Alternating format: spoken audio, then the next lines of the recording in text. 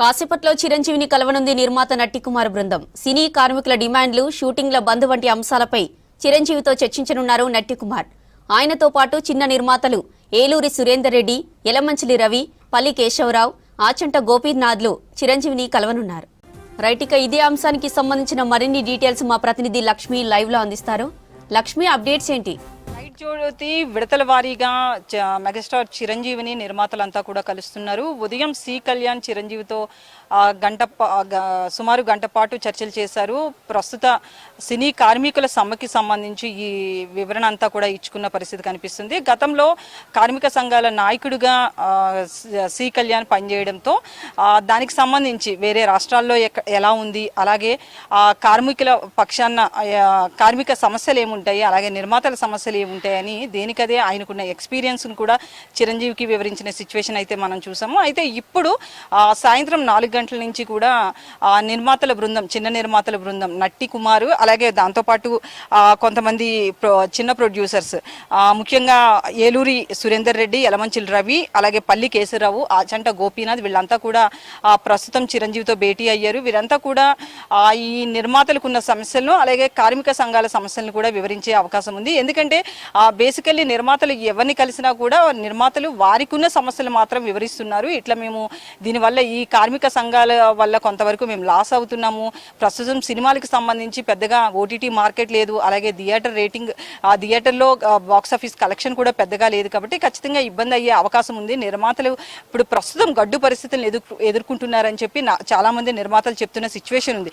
కానీ నట్టి కుమార్ బృందం మాత్రం ఈ నిర్మాతలందరికీ ఎప్పుడూ కూడా వ్యతిరేకంగానే ఉన్నారు. ఆ నిర్మాతలు ఏం చెప్పినా కూడా అందులో ఉన్న కొన్ని సమస్యలను మళ్ళీ క్లియర్గా ఆయన ప్రెస్ మీట్ పెట్టి చాలాసార్లు వివరించిన సిచ్యువేషన్స్ అయితే మనం నట్టి కుమార్ వైపు నుంచి చూసాము. సో నట్టి కుమార్ చిరంజీవిని కలవడం అనేది కొంతవరకు నిర్మాతల్లో ఒక ఉత్కంఠ, అలాగే ఫిలిం ఫెడరేషన్లో కూడా నట్టి కుమార్ వెళ్ళారు అంటే గనక ఖచ్చితంగా ఆయన కార్మికుల పక్షానే నిలబడతాడు. ఎందుకంటే ఆ పెద్ద నిర్మాతలు కావచ్చు, మిగతా గిల్డ్ నిర్మాతలు కావచ్చు, వీళ్ళందరికీ కూడా నట్టి కుమార్ వ్యతిరేకం కాబట్టి ఇతను వెళ్తే ఖచ్చితంగా కార్మిక సంఘాల వైపునే మాట్లాడతారు అని కొంతమంది కార్మిక సంఘాల నాయకులు కూడా మనతో ఆఫ్ ది రికార్డ్ లో చెప్తున్నారు. సో దీన్ని బట్టి చూస్తే గనక నట్టి కుమార్ ఇప్పుడు నిర్మాతల వైపు మాట్లాడతారా, లేదు అంటే కార్మిక సంఘాల వైపు మాట్లాడతారా అనేది మాత్రం క్వశ్చన్ మార్క్ గా ఉంది. మాక్సిమం ఉన్న ప్రస్తుతానికి ఇప్పటి వరకు చిరంజీవిని కలిసిన నిర్మాతలు కావచ్చు, లేదా ఫిలిం ఛాంబర్ కి యాంటీగానే ఎప్పుడు నట్టి కుమార్ వ్యవహరిస్తుంటారు, కాబట్టి ఖచ్చితంగా ఆయన కార్మికుల పక్షాన నిలబడే అవకాశం ఉంది.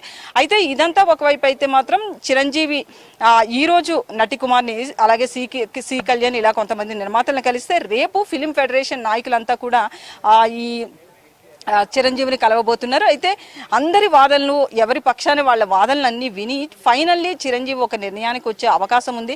వీరందరికీ కూడా సయోధ్యగా మాట్లాడే అవకాశాలే కనిపిస్తున్నాయి. ఎందుకంటే ఇప్పటికే చిరంజీవి ఇతర రాష్ట్రాల్లో, ఇతర ఫిల్మ్ ఇండస్ట్రీలో ఏ వేజెస్ ప్రకారం వేతనాలు ఉన్నాయి, దాంతోపాటు అక్కడున్న ముఖ్యంగా కార్మిక చట్టాలు ఎట్లా ఉన్నాయి, కార్మిక చట్టాలంటే ఆ ఫిలిం ఫెడరేషన్లో చేసుకున్న కార్మిక ఒప్పందాలు ఎట్లా ఉన్నాయి, దాంతోపాటు ఇటు నిర్మాతల వైపు నుంచి ఎలా ఉన్నాయి, అక్కడ ఎంతెంత జీతాలు ఇస్తున్నారు, ప్రొడక్షన్ సంబంధించి ఎట్లా వర్క్ చేస్తున్నారు, ఇవన్నీ కూడా ఇతర రాష్ట్రాలకు సంబంధించిన ఫిల్మ్ ఇండస్ట్రీలు కూడా తీసుకుని అక్కడున్న వేతనాలు ఇవన్నీ కూడా తీసుకుని ఇప్పటికే ఆయన దగ్గర పెట్టుకున్నట్లుగా సమాచారం ఉంది. సో దీన్ని బట్టి చూస్తే కనుక బాంబేలే ఇక్కడికంటే ఎక్కువే ఉన్నప్పటికీ కూడా మిగతా రాష్ట్రాల్లో మాత్రం ఇటు సౌత్ ఫిల్మ్ ఇండస్ట్రీకి సంబంధించి మాత్రం ఇటు చెన్నైలో కావచ్చు, మలయాళంలో కావచ్చు, వీటన్నిటి చోట మాత్రం మనకంటే కొంచెం తక్కువే ఉంది. సో దీన్ని బట్టి చిరంజీవి ఏం మాట్లాడతారు అనేది తెలియాల్సి ఉంది. అలాగే ఎప్పుడు కూడా హీరోలంతా కూడా సినిమాలలో కార్మిక సంఘాల వైపే నిలబడతారు, కార్మికుల వైపే నిలబడతారు. సినిమాల్లో కూడా చిరంజీవి పర్టికులర్గా ఒక 5-6 సినిమాల్లో కూడా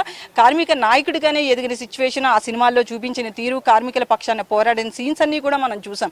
అయితే వాటన్నిటి నేపథ్యంలో చిరంజీవి ఒక నిర్మాతగా కూడా ఉన్నారు కాబట్టి ఖచ్చితంగా నిర్మాతగా వ్యవహరిస్తారా, లేకపోతే కార్మిక సంఘాల వైపు నిలబడతారా అనేది కూడా తెలియాల్సి ఉంది. దాంతోపాటు కార్మిక సంఘాలన్నీ కూడా ఈ ధోరణిలోనే మాట్లాడుతున్నాయి. ఖచ్చితంగా చిరంజీవి ఆ సినిమాల్లో ఎలా అయితే కార్మికుల పక్షాన నిలబడతారో బయట కూడా అదే రీతిలో వ్యవహరిస్తే బాగుంటుంది. లేదు